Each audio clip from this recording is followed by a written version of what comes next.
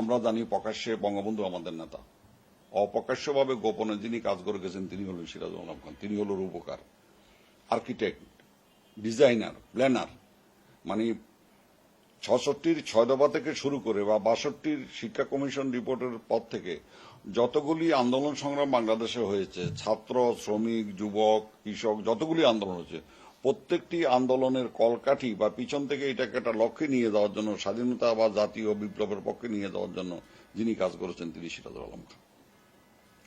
নিউক্লিয়াসের সিদ্ধান্ত অনুযায়ী তোফায়েল আহমদ তোফায়েল ভাই বঙ্গবন্ধুকে এই উপাধি দেন। ৬ মার্চ রাত্রে বঙ্গবন্ধুর ১০৪ ডিগ্রি জ্বর ছিল। হাইকমান্ড চাচ্ছিল আওয়ামী লীগের এবারের সংগ্রাম, স্বাধীনতা সংগ্রাম পর্যন্ত আসুক। আর আওয়ামী লীগের বঙ্গবন্ধু আর তাজউদ্দিন সাহেব ছাড়া, আর চিটাঙ্গের আজিজ সাহেব ছাড়া আসলে আওয়ামী লীগের সেন্ট্রাল কমিটির কোনো বৈঠকে, কোনো মিটিংয়ে, কোনো কাগজপত্রের রেজলিউশনে বা পার্লামেন্ট রিপোর্টের রেজলিউশনে স্বাধীনতা শব্দ, বাংলাদেশ শব্দ বলে কিছু ছিল না। আজও কেউ দেখাতে পারবে না আওয়ামী লীগ। তখন বঙ্গবন্ধুর সাথে আলোচনায় শোষণমুক্ত ধর্মনিরপেক্ষ গণতান্ত্রিক একটা বাংলাদেশ গড়ার জন্য যে বক্তব্যটা, এই বক্তব্যটা কিভাবে উত্থাপন করা যায়, তখন আওয়ামী লীগকে অনেকটা রাজি করিয়েছেন বঙ্গবন্ধু এবারের সংগ্রাম, স্বাধীনতা সংগ্রাম পর্যন্ত বলার জন্য। আমি স্বাধীনতা ঘোষণা করলাম এটা নয়, মানে খুব ট্যাক্টফুলি বক্তব্যটা দেওয়া, যাতে করে উনি ওখান থেকে সেফলি এটাকে ওনাকে রাষ্ট্রদ্রোহিতার অভিযোগও না আনতে পারে। তখন নিউক্লিয়াসের পক্ষ থেকে প্রস্তাব আসলো আমাদের যে স্বাধীনতা পাইলে তো হবে না, পাকিস্তান তো স্বাধীন হয়েছে ব্রিটিশ আমল থেকে, ভারতও হয়েছে, কিন্তু মানুষের মুক্তি তো হয় নাই। অতএব এবারের সংগ্রাম মুক্তির সংগ্রাম আগে বলতে হবে। এটা নিয়ে আওয়ামী লীগের সাথে বঙ্গবন্ধু আলোচনা করলেন। তারা বললেন যে না, স্বাধীনতা শব্দ শেষ। তখন বঙ্গবন্ধু আবার নিউক্লিয়াসের সাথে, নিউক্লিয়াস বলল যে না, আমরা এটাতে একমত না। তখন তিনি আবার হাইকমান্ডের সাথে আলোচনা করলেন। তারপর তারা রাজি হলেন, কিন্তু স্বাধীনতা সংগ্রামের পরে ওইটা বলতে হবে। নিউক্লিয়াস বলল যে না, স্বাধীনতা সংগ্রামের আগে বলতে হবে, কারণ এবারের সংগ্রাম স্বাধীনতা সংগ্রাম এটা বলার পরে মানুষ যে রাউজ করবে, তখন ওর মধ্যখানে মুক্তি সংগ্রাম শব্দটা শোনা যাবে না। আপনারা দেখবেন বঙ্গবন্ধু 2বার কিন্তু এই শব্দটা বলেছে, যেটা আর্কাইভে প্রিজার্ভ করা আছে, সেটাতে 2বার আছে ওনার বক্তব্যটা। এটা এডিট করে একটা করা হয়েছে। এবারের সংগ্রাম আমাদের মুক্তির সংগ্রাম, এবারের সংগ্রাম স্বাধীনতার সংগ্রাম। ভৌগোলিকভাবে আমরা স্বাধীন হয়েছি, রাজনৈতিকভাবে স্বাধীনতা পেয়েছি, আমাদের মুক্তি কোথায়? পৃথিবীর যত দেশে বিপ্লব হয়েছে, ভিয়েতনাম, কম্বোডিয়া, চীন, রাশিয়া, কিউবা, যেখানে হয়েছে, আলজেরিয়া, সর্বত্র সেখানে বিপ্লবী সরকার হয়েছে, দলীয় সরকার হয় নাই। পতাকাটা এইটা সার্জেন্ট জহুর বাহিনীর একটা ফ্ল্যাগ ছিল, ব্রিগেড ফ্ল্যাগ। জহুর বাহিনীর সময়ও আমি সার্জেন্ট জহুর বাহিনীর প্রধান ছিলাম। সেই ফ্ল্যাগটা তৈরি করা হয়েছে ১১৬ নম্বর ইকবাল হলের রুমে, যে রুমে আমি আর শাহজাহান সিরাজ থাকতাম। ১৯৭০ সালে আমরা জহুর দিবস উদযাপন করি। স্বাধীনতার প্রথম শহীদ সার্জেন্ট জহুর এই স্লোগান আমরা দিয়েছি। তারপর যেই সম্মেলনে ছাত্রলীগের নুর আলম সিদ্দিকী, শাহজাহান সিরাজের প্রেসিডেন্ট সেক্রেটারি করা হয়, আমি দায়িত্ব ছেড়ে দিয়ে আসি, সেক্রেটারি ডাকসুর বিপি হই। ৮টার মধ্যে লক্ষ ছাত্র সভার মধ্যে লক্ষ ছাত্র জনতা একসাথে হয়ে গেলেন। ট্যাঙ্ক, কামান, বিমান, উপরে হেলিকপ্টার, অস্ত্রসজ্জিত এলএমজি, যেটা বলেছি রায়ট কার, এগুলি কয়েক হাজার অস্ত্র দিয়ে এটা ঘেরাও করা, যে এই ভয়ে আমরা হয়তো আমাদের কর্মসূচি দেব না। জীবনের মায়া, পিছনে আমার মা বাবা বা কারো কথা তখন মনে ছিল না, একটাই ছিল এই দেশকে স্বাধীন করব। সেই জন্যই পতাকা তুলতে সাহস পেয়েছিলাম। এই যে পতাকা তুললে রাষ্ট্রদ্রোহী বাংলাদেশ স্বাধীন না হলে গুলি করে, ফায়ারিং স্কোয়াড মেরে ফেলবে, এগুলি কোনো ভূক্ষেপ করিনি, এগুলি চিন্তা মাথায় আসে নাই কোনো সময়। আমরা যে আশা আকাঙ্ক্ষা নিয়ে, যে ড্রিম, যে স্বপ্ন নিয়ে বাংলাদেশ স্বাধীন করতে গিয়েছিলাম, যে মুক্তিযুদ্ধের যে চেতনা, লক্ষ শহীদের আত্মার যে আকুতি, আবেদন, সেটা ছিল বাঙালি জাতি ঐক্যবদ্ধভাবে যেটা মুক্তিযুদ্ধ ঐক্যবদ্ধ হয়েছে, তারা রাষ্ট্রের মালিক হবেন এবং তাদের কাছে রাষ্ট্র পরিচালনার অ্যাকাউন্টেবিলিটি হিসাব দিতে হবে। কিন্তু বঙ্গবন্ধু আসার পরে বাংলাদেশ স্বাধীন ছিল মাত্র 23 থেকে 24 দিন। 16ই ডিসেম্বর থেকে 9ই জানুয়ারি পর্যন্ত আপনি দেখেন কোন পত্রিকায় শীতল চুরি, গরু চোর, পকেট মারিং হয় নাই। সবার মধ্যে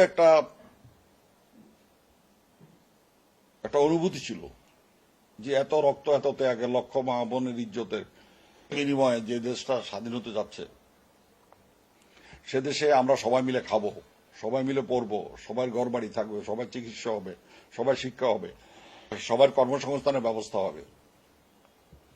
আইসা শুরু হয়ে গেল লুটপাট, রিলিফ চুরি, কম্বল চুরি, টিন চুরি, এগুলি। প্রবাসী সরকারের নেতৃত্বে এই 24 দিন ছিল বাংলাদেশটা স্বাধীন। বিভিন্ন জেলাগুলোতে মুক্তিযোদ্ধারা ছিলেন জেলা দায়িত্বে। বঙ্গবন্ধু আসার পরে 10 জানুয়ারির পরে জেএসপি একজন মুক্তিযোদ্ধাকে পাকার্মির কাছে ধরিয়ে দিয়েছে, যে ওসি পাকার্মির কাছে মুক্তিযোদ্ধাদের ধরিয়ে দিয়েছে, যে পাকিস্তানের পক্ষে কাজ করেছে। বঙ্গবন্ধু আবার তাদেরকে পোস্টিং দিলেন। যেমন গাজীপুরের প্রবাসী সরকারের 16 ডিসেম্বরের পর থেকে 9 জানুয়ারি পর্যন্ত প্রশাসক ছিলেন জিন্না পাঠান। বঙ্গবন্ধু 10 জানুয়ারি আসার পরে জিন্না পাঠান আর থাকলেন না, মুক্তিযোদ্ধার হাতে আর থাকলো না। খুলনাতে দায়িত্ব ছিলেন কামরুজ্জামান টুকু আর থাকলেন না। তার অর্থ ওই পাকিস্তানি আর্মিকে যে প্রশাসন সাহায্য করেছে তাদেরকে আবার রাষ্ট্র ক্ষমতা, তার অর্থ পুরাতন আইন কানুন এগুলি দিয়ে আবার রাষ্ট্র পরিচালিত হলো। তার অর্থ নামে আমরা স্বাধীনতা পেয়েছি, ভৌগোলিক এলাকা পেয়েছি, কিন্তু আইন নীতি প্রশাসন ব্যবস্থাটা চেয়ে গেল উপনিবেশিক আমলের। এটা একজন রাষ্ট্রবিজ্ঞানের ভাষায় আভ্যন্তরীণ পরাধীনতা। মানে আগে ছিলাম বিদেশিদের যারা পরাধীন, এখন হয়ে গেলাম আমাদের দেশীয় লোকদের যারা পরাধীন। আমরা মাঠ থেকে উঠে আসলাম, আমরা যখন দেখলাম লক্ষ শহীদের রক্তের বিনিময়ে যে দেশ মুক্ত হলো, পাকিস্তানি সেনাবাহিনী আত্মসমর্পণ করলো, তাদের বিচার হলো না, তাদেরকে ভারতে পাঠিয়ে দেওয়া হলো। বিদেশে রেখে কোন যুদ্ধ অপরাধীর ওয়ার ক্রিমিনালের বিচার করা যায় না। এই জন্য সিমলা চুক্তির মাধ্যমে এটা বঙ্গবন্ধু সহ ভারত সহ এটা পাকিস্তানের সাথে একটা চুক্তির মাধ্যমে এটা হয়। যেটা বলছিলাম, আমরা যখন দেখলাম যে স্বপ্ন নিয়ে আমরা বাংলাদেশের স্বাধীন করতে জীবন দিতে গেলাম, তার পরিবর্তে আবার সেই পাকিস্তানি কায়দার, ব্রিটিশ কায়দার উপনিবেশিক রাষ্ট্র ব্যবস্থা দেশে কায়েম হচ্ছে, এবং এটার বিরুদ্ধে সাবেক রাজনৈতিক দল যারা ছিলেন কেউ কোনো কথা বলছে না। তখনই 100 ভাগ মুক্তিযোদ্ধাকে নিয়ে এই জনগণের মধ্য থেকে জাতীয় সমাজতান্ত্রিক দল জাসদ জেএসডির আত্মপ্রকাশ ঘটে।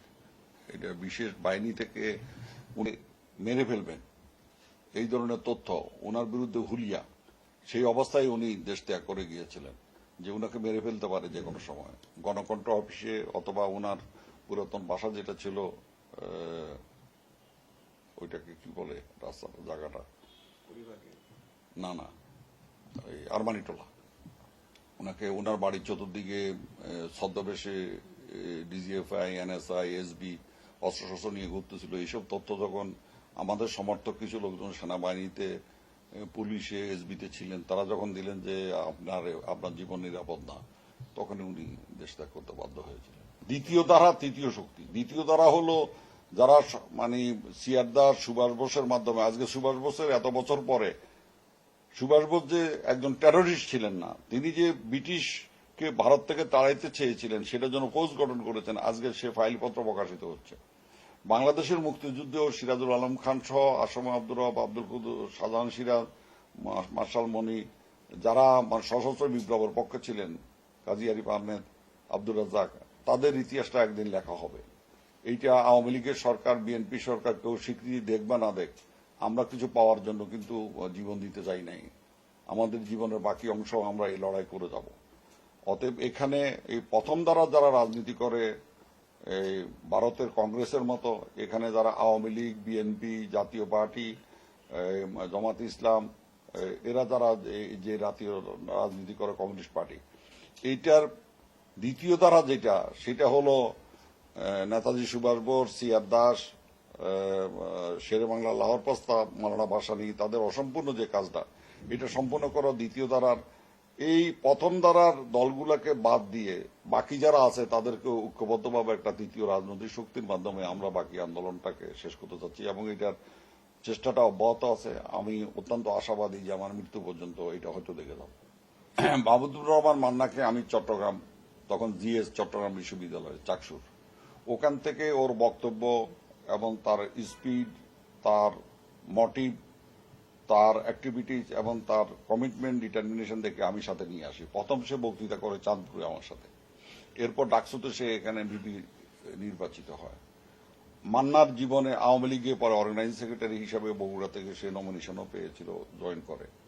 কিন্তু মান্নার জীবন এবং তার কমিটমেন্টের সাথে আওয়ামী লীগের মিল ছিল না, যার জন্য আওয়ামী লীগে সে থাকতে পারে নাই। তাকে অর্গানাইজিং সেক্রেটারি করা হয়েছিল নামকা বাস্তে। আজকে মান্নাকে যে দুর্বিষহ অবস্থায় কারাগারে রাখা হয়েছে, খবর কাগজ বিছিয়ে মান্না নাকি জেলখানায় শুয়ে আছে।